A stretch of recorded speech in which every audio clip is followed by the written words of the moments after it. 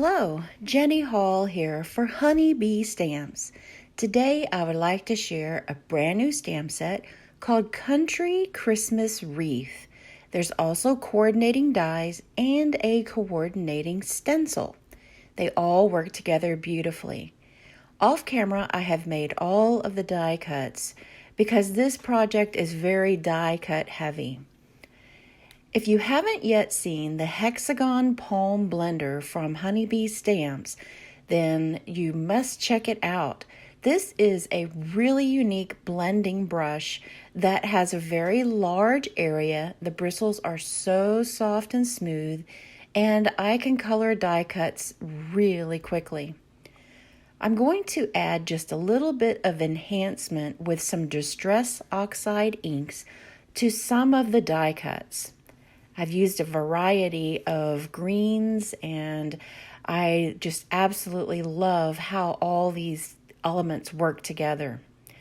Before I start building up the wreath, I'm going to use that stencil, and by using a few Post-it notes, I'm isolating an area because I get a little crazy with the blending brush sometimes, so I need a little help with those Post-it notes. Now, if I just take that with a little bit of ink, that beautiful Hexagon Palm Blender brush, it adds some wonderful elements to the background. And I'm keeping the coloring very soft because I want these to just be soft accents to what's already there. Those die cuts are really going to be able to show up nicely in contrast to some shaded shadow areas. Now I'm using that same Distress Oxide with some of the stamps from the Country Wreath stamp set and added a little bit of atmosphere of what would be like berries, kind of like a berry spray look. Now I'm going to start building up the wreath.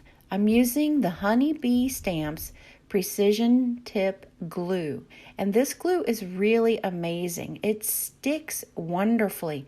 But it's not a very thin glue. It's nice and heavy, and so it's easy for me to manipulate and put the items down and still have a few moments to move them around. If you notice that of the outside edges of that base wreath have a lot of visual texture to them, but in the center of it, there's not a whole lot, and that allows you to really get a look of dimension. So this looks like, when I'm finished, that there are 3 or 4 layers of greenery piled up. But it's just the base plus one piece on top and then some atmosphere pieces. It works together like magic.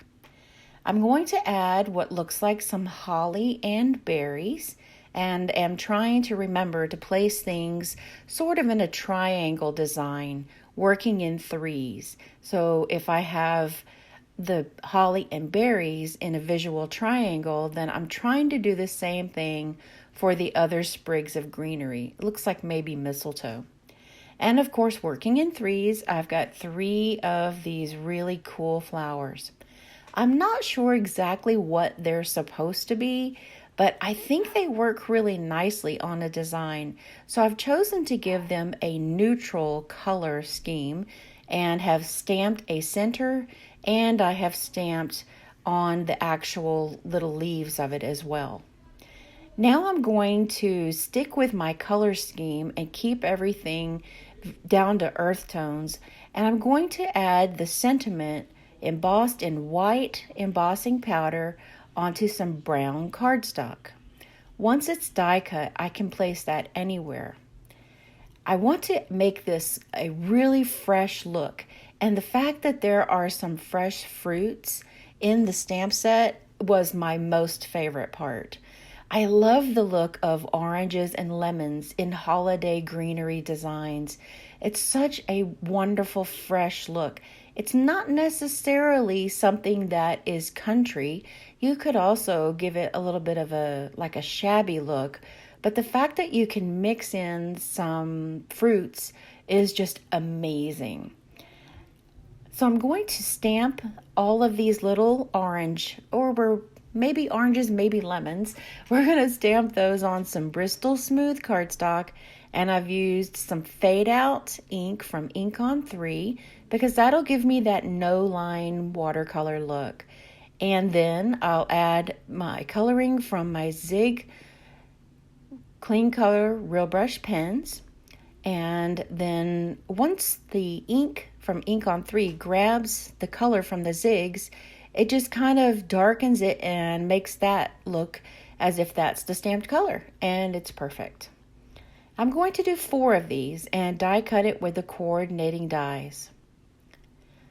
I chose to place my sentiment kind of off-centered a little bit, and now I'm going to fold up those flower die cuts and place them on the front on the wreath. I chose to break up that whole visual triangle look just a little bit with those flowers. And that's going to kind of offset the balance between the flowers and the sentiment. Now I'm going to place those oranges or lemons, or maybe they're tangerines or Meyer lemons. Or Meyer lemons are coming into season now too, aren't they? And then I'll use some of the leftover little tiny red berries. Now I like how this stamp set and dies are designed to where you can mix and match the pieces in any way.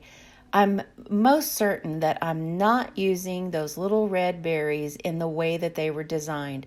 But that's the great thing about a die set like this, that we can come up with our own imagination and make it fit our purpose.